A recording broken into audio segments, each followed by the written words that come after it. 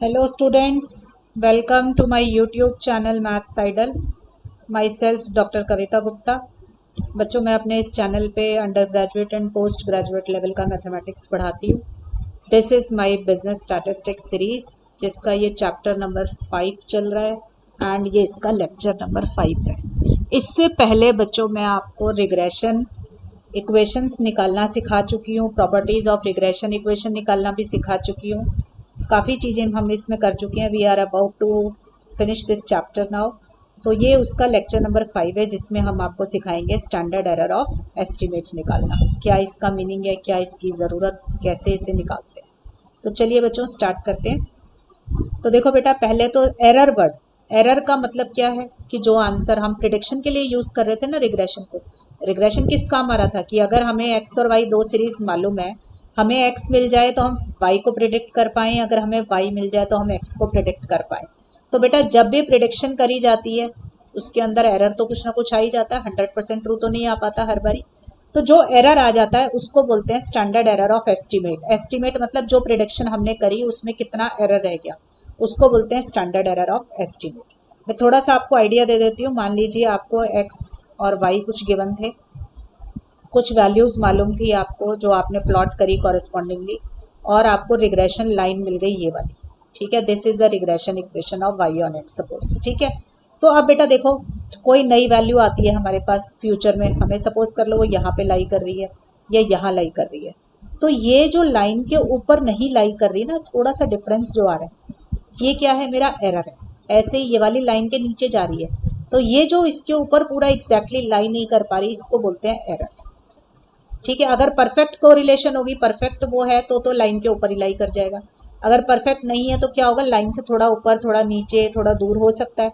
तो जितना वो लाइन पर लाई करने से रह गया उसको बोलते हैं एरर। ठीक है, तो हमें ये एरर देखना है कि कितना है, इसको कैसे निकालें। राइट, तो इसको निकालने के बेटा देखो ये फॉर्मूले लिखे हैं मैंने यहाँ पर। एस मतलब स्टैंडर्ड एरर। ठीक है, अगर मैंने regression equation of Y on X निकाली है तो एस वाई एक्स होगा standard error of Y on X. ठीक है, standard error of regression of Y values from Y C. देखो बेटा वाई सी होती है आपकी कैलकुलेटेड वाई। कैलकुलेटेड वाई मतलब जो मैंने रिग्रेशन इक्वेशन निकाली थी ना, उससे जो वाई मिलता है मुझे उसे बोलते हैं कैलकुलेटेड वाई, और उसको मैं डिनोट कर रही हूँ वाई सी से। ठीक है, और एक्चुअल वाई मेरा क्या है, एक्चुअल जो वैल्यू वाई की होनी चाहिए वो कैपिटल वाई है। तो एरर कितना हुआ, एक्चुअल माइनस कैलकुलेटेड, यही होगा ना। तो वाई माइनस वाई सी मेरा एब्सोल्यूट एरर आ गया एक तरीके से। ठीक है, तो इसका स्क्वायर कर दो और फिर उस कॉलम का टोटल लेना है।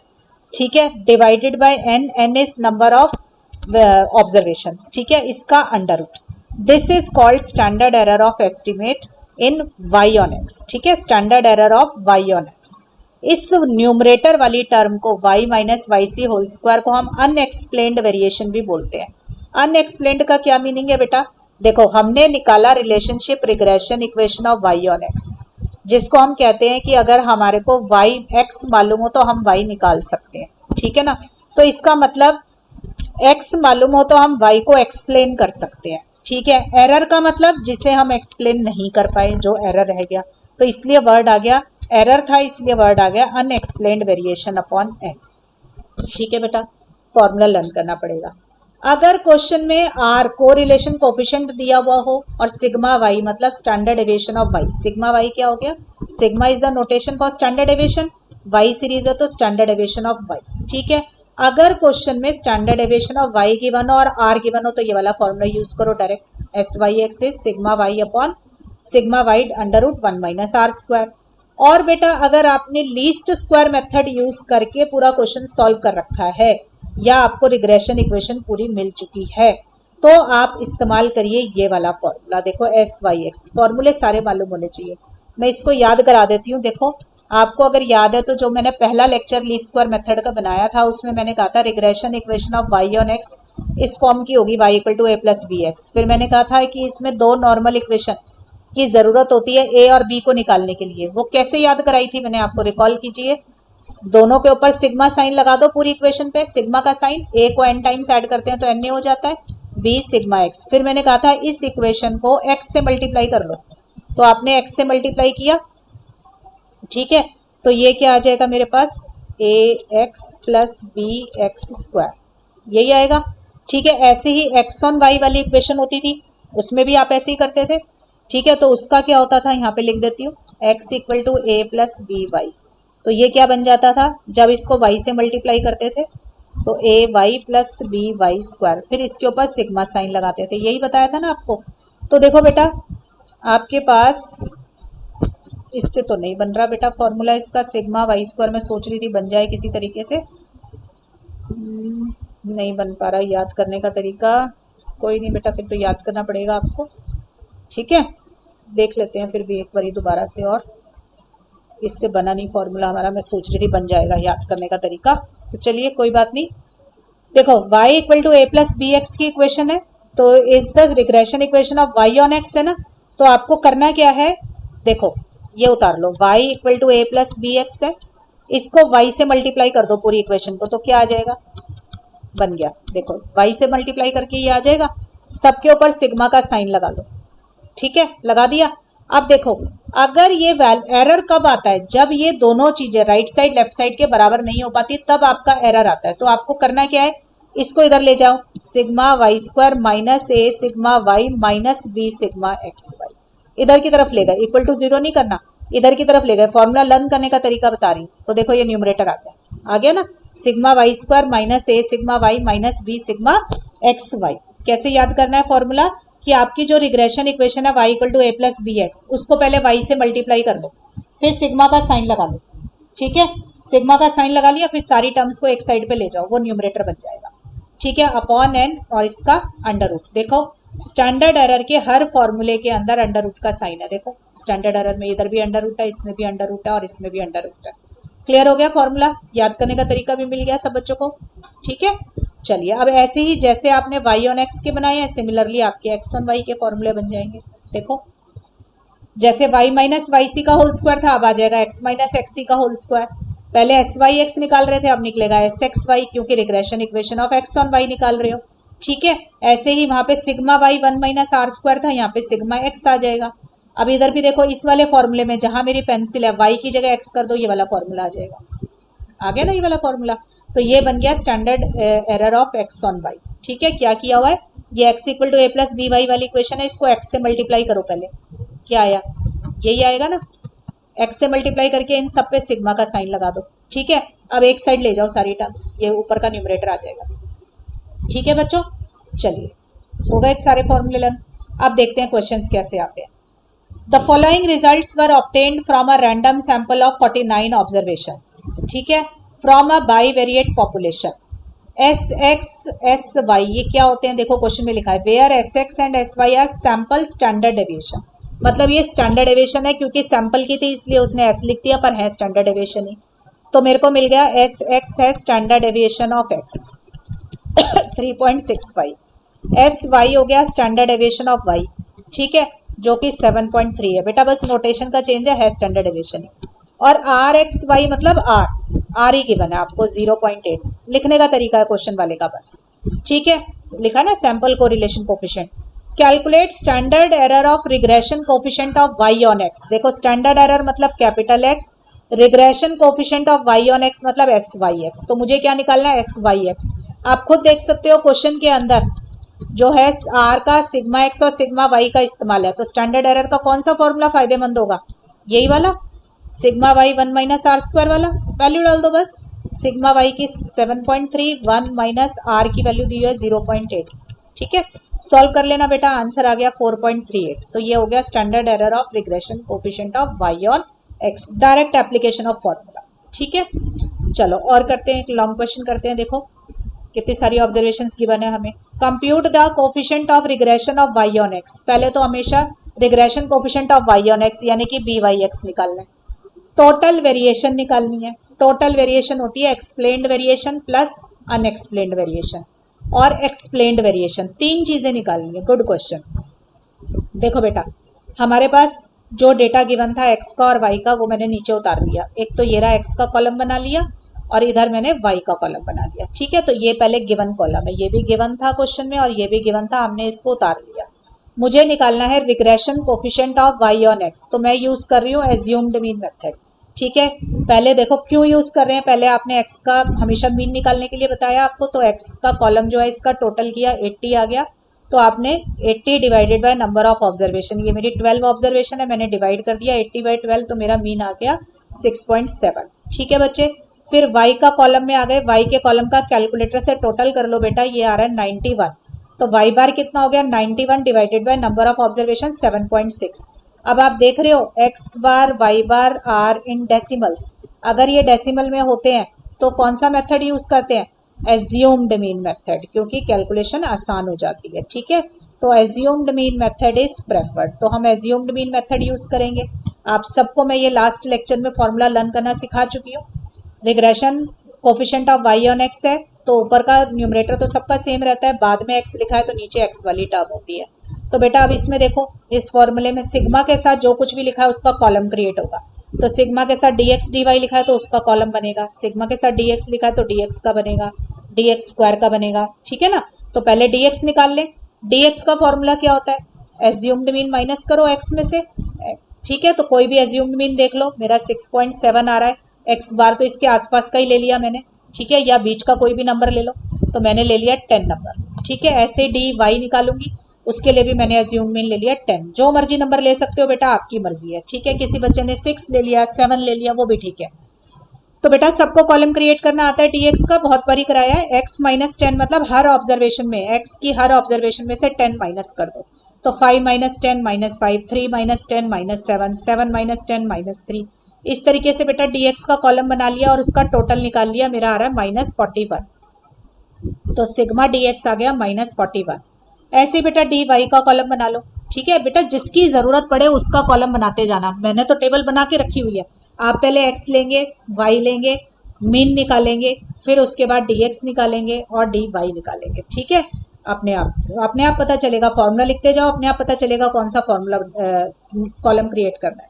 डी वाई निकाल लिया बेटा, y की हर ऑब्जर्वेशन में से 10 माइनस किया, तो मेरा टोटल आ गया इसका डी वाई का -29। अभी तक मुझे इतने की जरूरत पड़ी, मैंने इतना निकाल लिया। ठीक है, फिर मुझे क्वेश्चन क्या कह रहा है, देखो सिग्मा dx dy निकालो, समेशन dx स्क्वायर बनाओ। ठीक है, तो मैंने dx dy का कॉलम बनाया बेटा और एक dx स्क्वायर का बनाया। dx dy मतलब ये रहा dx का कॉलम और ये रहा dy का कॉलम, दोनों मल्टीप्लाई कर दो। ठीक है, मल्टीप्लाई कर दिया, ये आ गया।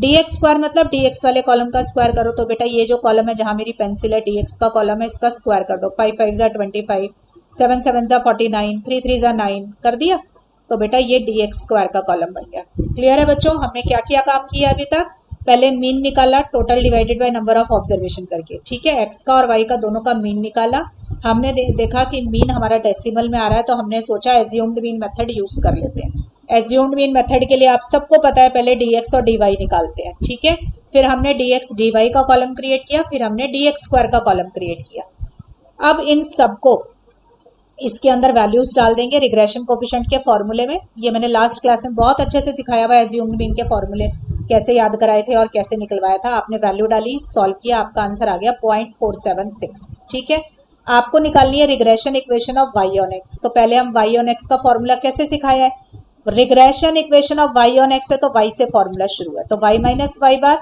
x माइनस एक्स बार, किससे कनेक्ट कर दो इनको, बी वाई एक्स, इनके रिग्रेशन कोफिशिएंट से। ठीक है बेटा, तो y बार भी है मेरे पास, x बार भी आ गया, बी वाई एक्स भी आ गया, सारी वैल्यू डाल दी, मेरे पास आ गया y ये। ठीक है बेटा, ये आई है मेरी रिग्रेशन इक्वेशन। रिग्रेशन इक्वेशन में अगर आप x को डिफरेंट वैल्यूज देते जाओगे तो जो y निकलेगा वो होगा कैलकुलेटेड y। जो इक्वेशन से कैलकुलेट होके आता है उसको बोलते हैं कैलकुलेटेड y। जो क्वेश्चन में गिवन होता है वो होता है एक्चुअल y। ठीक है, तो बेटा मैंने क्या किया, ये देखो x जो क्वेश्चन में गिवन है, ये x क्वेश्चन में गिवन है। ठीक है, क्वेश्चन में जो x गिवन है, एक और टेबल बनाएंगे, क्वेश्चन में जो x गिवन है आपने वो उतार लिया और आपने अपनी इक्वेशन जो y की आई है ये लिखेंगे। y की इक्वेशन क्या आई है, y इक्वल टू 0.476 प्लस 4.41। अब बेटा इसमें ये वाली जो x की वैल्यूज गिवन है ये डालते जाओ और वैल्यूज निकालते जाओ। ठीक है, तो मैंने पहले x की वैल्यू 5 है, इसमें x की वैल्यू 5 डाली और सॉल्व किया, तो बेटा 6.79 आ गया। ठीक है, ऐसे करके फिर नेक्स्ट वैल्यू डाली 3, फिर नेक्स्ट वैल्यू डाली 7, x के डिफरेंट वैल्यूज डालते जाओ और निकालते जाओ, तो ये जो y निकलेगा ना बेटा ये होगा मेरा कैलकुलेटेड y। ठीक है, ये yc क्या है, मेरा कैलकुलेटेड y है जो कि रिग्रेशन इक्वेशन से मिला है। जो कि प्रिडिक्टेड वैल्यू है, कैलकुलेटेड वैल्यू है। ठीक है, ये मेरी प्रिडिक्टेड वैल्यू है। ठीक है, अब मुझे ये देखना है इसमें कितना एरर है। एरर क्या होगा, एक्चुअल वैल्यू में से प्रिडिक्टेड वैल्यू माइनस कर दूं, यही होगा ना।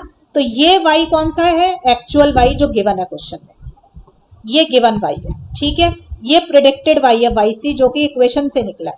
अब y माइनस वाई सी निकाल लोगे तो वो क्या बन जाएगा, मेरा एरर बन गया। तो y माइनस वाई सी क्या है, मेरा एरर है। ठीक है ना, तो मैंने प्रिडिक्टेड वैल्यू माइनस कर दी एक्चुअल वैल्यू में से। तो देखो 8 माइनस 6.79, 6 माइनस 5.838, ये माइनस किया तो बेटा ये वाला कॉलम बन गया y माइनस वाई सी। आपको पता है कि स्टैंडर्ड डेविएशन का फॉर्मूला स्टैंडर्ड एरर का फॉर्मूला y ऑन x का मैंने ऊपर अभी अभी क्या याद कराया आपको, y minus Y C whole square upon n it's under root. तो बेटा ये जो y माइनस वाई सी आ गया, इसका मैंने स्क्वायर निकाल लिया। स्क्वायर कैसे निकालूंगी, इस पूरे कॉलम का स्क्वायर कर दिया। जब पूरे कॉलम का स्क्वायर किया तो ये आ गया। इसका टोटल नीचे कितना आ रहा है, देखो ये 19.70।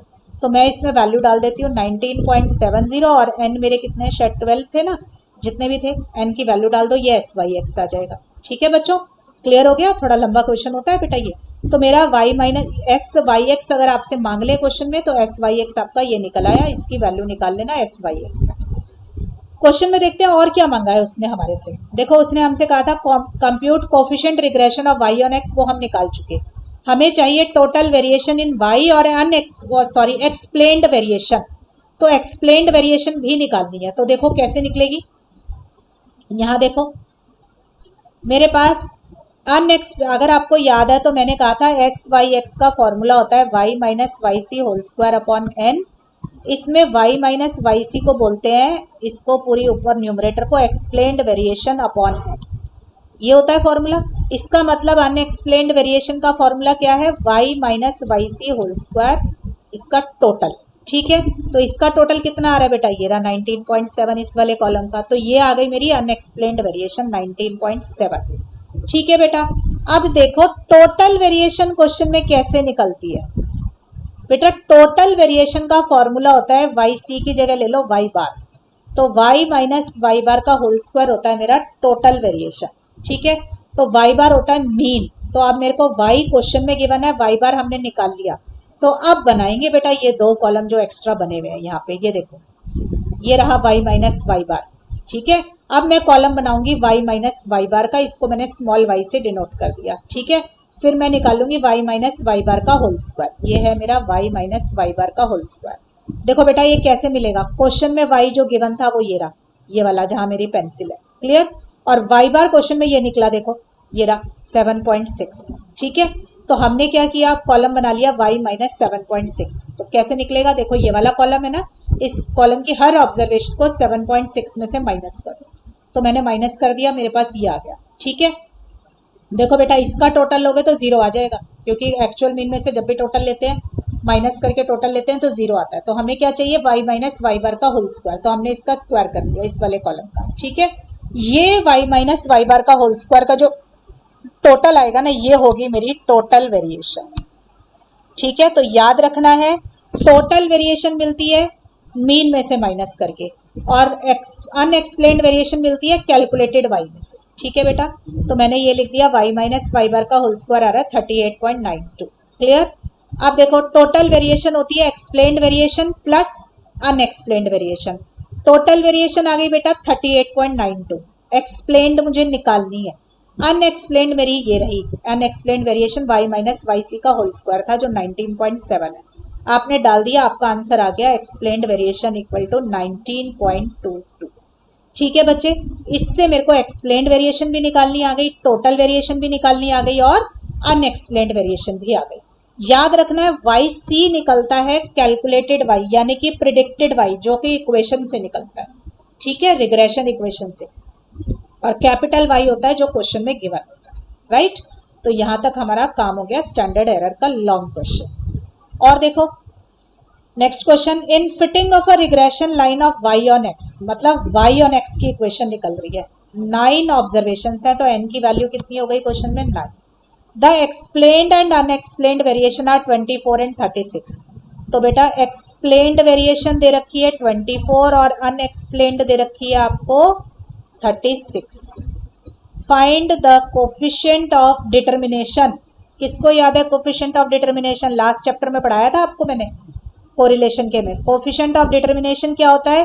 कोरिलेशन कोफिशिएंट का स्क्वायर, ठीक है, आपको आर स्क्वायर निकालना है। And standard error of estimate of Y on x, standard error मतलब एस, वाई ऑन एक्स मतलब एस वाई एक्स, ये निकालना है, ठीक है बच्चों।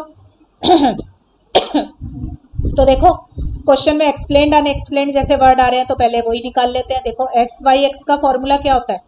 सारी चीजें यूज करो। देखो टोटल वेरिएशन का formula explained variation plus unexplained, तो ये हो गया 24 प्लस 36 60, ठीक है। कोफिशिएंट ऑफ डिटर्मिनेशन बेटा आर स्क्वायर भी होता है, कई सारे फॉर्मूले कराए थे लास्ट चैप्टर में, आर स्क्वायर भी कराया था और एक ये भी कराया था कि explained variation upon total variation. अब क्वेश्चन में एक्सप्लेन्ड वेरिएशन की बनती तो हम एक्सप्लेन्ड वेरिएशन वाला फॉर्मूला यूज करते हैं। तो एक्सप्लेन्ड वेरिएशन थी 24, टोटल वेरिएशन आई है 60, तो डिवाइड कर दिया, हमारे पास आ गया 0.4। तो कोफिशिएंट ऑफ डिटर्मिनेशन आ गया बेटा 0.4। अब एस वाई एक्स का फॉर्मूला कौन सा यूज करोगे? अनएक्सप्लेन्ड वेरिएशन अपॉन एन वाला, ठीक है ना। अब इसका अंडर रूट, अनएक्सप्लेन्ड वेरिएशन क्या था? 36, एन कितना है? 9, डिवाइड कर दिया आपने और अंडर रूट ले लिया तो 2 आ गया। Simply an application of formula, आपको सिर्फ ये पता होना चाहिए था एक्सप्लेन्ड वेरिएशन और अनएक्सप्लेन्ड वेरिएशन की फॉर्म में क्या फॉर्मूले होते हैं कोफिशिएंट ऑफ डिटर्मिनेशन का और एस वाई एक्स का। This is how the question is to be solve in case of standard error of estimate, ठीक है बच्चों। ये लेक्चर मैं अपना यहीं पे वाइंड अप कर रही हूँ। ग्रुप्ड डेटा का नेक्स्ट उसमें एक टॉपिक छोटा सा बच गया बेटा हमारा कि रिग्रेशन इक्वेशंस कैसे निकाली जाती है इन केस ऑफ फ्रीक्वेंसी डिस्ट्रीब्यूशन। अगर हमारे को ग्रुप्ड फ्रीक्वेंसी डिस्ट्रीब्यूशन गिवन है तो कैसे निकालेंगे? जैसे आपने कोरिलेशन निकाला था, कोरिलेशन कोफिशिएंट बिल्कुल उसी की तरीके से निकाल लेंगे, ठीक है बेटा। तो चलिए ये वाला लेक्चर मैं यहीं पे वाइंड अप कर रही हूँ। एक लास्ट लेक्चर और लेंगे इस चैप्टर का, उसके अंदर बाइवेरिएट फ्रीक्वेंसी डिस्ट्रीब्यूशन करा देती हूँ आपको, फिर ये चैप्टर हमारा फिनिश हो जाएगा, ठीक है बेटा। टिल देन बच्चों पढ़ाई करते रहें, ऑल द बेस्ट।